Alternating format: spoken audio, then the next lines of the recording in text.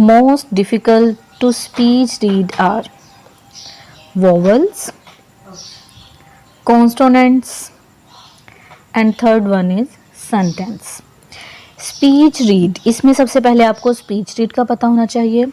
जो डेफ होते हैं वो मोस्टली स्पीच रीड के ज़रिए ही आइडिया लगाते हैं कि सामने वाला पर्सन हमसे क्या बात कर रहा है, क्योंकि उन्हें सुनाई नहीं देता, तो वो लिप रीडिंग के ज़रिए ही अंदाज़ा लगाते हैं कि ये बात हो रही होगी, या साइन लैंग्वेज पे फोकस करते हैं। स्पीच रीड जब हम बच्चे को सिखाते हैं स्पीच रीडिंग, तब भी हम पहले उन्हें वोवल्स सिखाते हैं, ए ई आई ओ यू। आप जब इन वर्ड्स को प्रोनाउंस करते हैं तो आपकी लिप्स की मूवमेंट बिल्कुल चेंज होती है, और इजीली हम उसको अंदाज़ा लगा लेते हैं कि ए बोला जा रहा है, यू बोला जा रहा है, ओ बोला जा रहा है। पहले हम बच्चों को वोवल्स ही सिखाते हैं। Then consonants. कॉन्सोनेंट्स में जैसे कि बा, पा, टा, डा, मतलब जो जितने भी बाकी वर्ड्स होते हैं उसे हम कॉन्सोनेंट्स बोलते हैं। इनको लिप रीड करना मुश्किल होता है एज कम्पेयर टू वोवल्स, क्योंकि अगर हम पा और ता बोलें तो ये मोस्टली एक ही जैसे लगते हैं, इसमें बच्चे कंफ्यूज हो जाते हैं। Then consonants is the correct answer. Next, language comprise vocabulary and dash. First one is grammar, second is writing and third is reading. अब कोई भी जो लैंग्वेज है वो एक तो उसकी वोकैबुलरी होगी, जो हमारे वर्ड्स हैं जो भी हमने बोलना है, लेकिन उस वोकैबुलरी को, लैंग्वेज को, उस बात को कंप्लीट करने के लिए हम ग्रामर का ही यूज़ करते हैं। इज़, ऑफ, टू, या उर्दू में आ जाए तो का, की, के, ये सारी चीज़ें यूज़ होती हैं। देन वोकैबुलरी और ग्रामर, ये दोनों मिल के बनाते हैं लैंग्वेज। जब एक लैंग्वेज बन जाती है फिर उसके अंदर आती हैं रीडिंग एंड राइटिंग। अगर सिर्फ वोकैबुलरी होगी तो हम रीडिंग एंड राइटिंग के ऑप्शन को करेक्ट नहीं कर सकते। Then grammar is the correct answer. Next, presbycusis. अब देखें कि ये टर्म क्या है। First one is deafness, second is congenital deafness and third is age related hearing loss.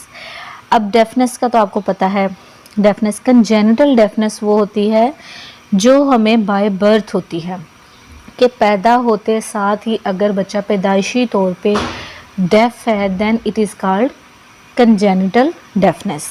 And third one is age related hearing loss. अब जो प्रीस्क्बाइसिस है ये एज रिलेटेड हेयरिंग लॉस होता है।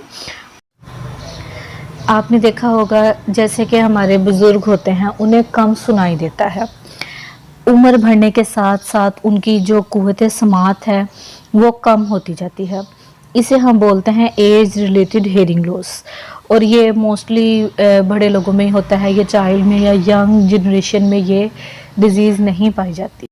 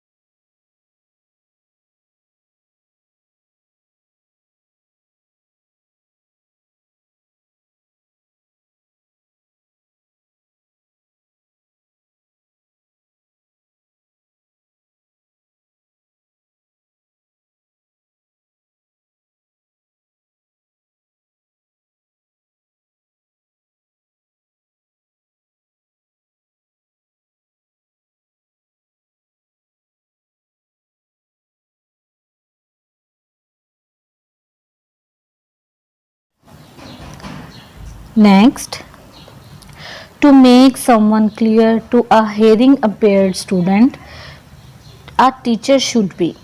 अब कोई भी बात बच्चे को समझानी है उसके लिए टीचर को क्या करना चाहिए। फर्स्ट वन, बी क्वाइट, ये तो ऑप्शन ठीक नहीं है। Repeat the sentence and third one is increase the volume. अब अगर एक बच्चा डेफ है और उसकी डेफनेस बहुत ज़्यादा है, तो आप जितना मर्ज़ी वॉल्यूम इंक्रीज़ कर लें, आप बच्चे को बात समझ नहीं आएगी। और बी क्वाइट तो किसी भी तरीके से सही आंसर नहीं बन सकता इसका। देन रिपीट द स्टेटमेंट, आपको जो भी आप बता रहे हैं उस स्टेटमेंट को रिपीट करना पड़ेगा। अगर आप उसको रिपीट करेंगे, सम टाइम ऐसा होता है कि एक बारी में बच्चे को समझ नहीं आई, लेकिन आपने जब 2 से 3 मरतबा रिपीट किया है तो स्टूडेंट को समझ आ जाती है। Then repeat the statement is the correct answer.